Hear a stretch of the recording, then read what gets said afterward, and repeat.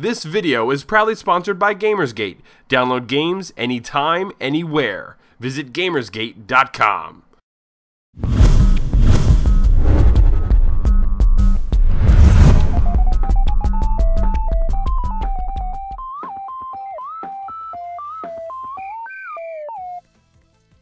Thinking back on fond memories of the golden age of arcades, several distinct titles come to mind. Q*bert, Donkey Kong, Zaxxon, Elevator Attack, Dig Dug, Frogger, Pole Position, and of course, Burgertime.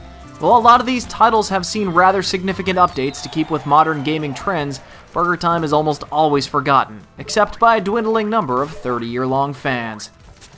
When you first fire up Burgertime World, you'll notice a ton of great nods to the original. The sound effects and the music have both been lightly dusted off and represented with a slightly modernized coding to pull at your nostalgia heartstrings.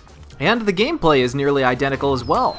Burger components are left suspended on floating platforms, waiting for old Peter Pepper to run over top of them and create an entire burger masterpiece. All the way, you need to dodge angry anthropomorphic eggs, sausages, and the like. You can avoid them by dousing them with a blast of pepper in the face, stunning them temporarily. Or you can crush them under falling burger pieces.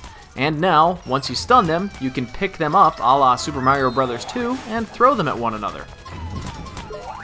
All these methods are merely temporary because just like in the classic Burgertime, all the enemies respawn to retain that arcade level of challenge. Peter Pepper has a few new uber power-ups to keep up with the three-dimensional rotating map, but for the most part we kept with the jumping and the peppering. Old habits die hard, I suppose. In terms of controls, Peter Pepper is much faster and more nimble this time around. He can jump onto and off of ladders, he can cover very far distances in a single bound, but he still can't quite jump high enough to regularly clear on-screen baddies. Truth be told, the game works fine with an Xbox 360 or a PlayStation 3 controller, but because of its classic roots, we wanted to play the game with a joystick.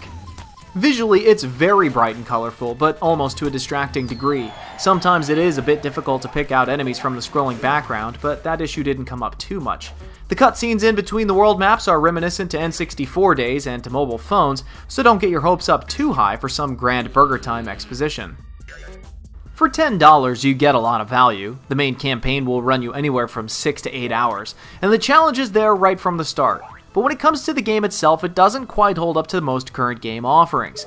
If you've got a classic arcade itch to scratch and you've been a long-time Burgertime fan, then by all means check it out. The game encourages faster times and higher scores, something we've all fallen away from.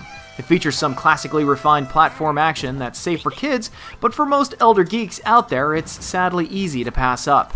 We have to applaud Monkey Paw's efforts for breathing life into a long-forgotten franchise, but try as they might, nothing will ever truly take the place of the original.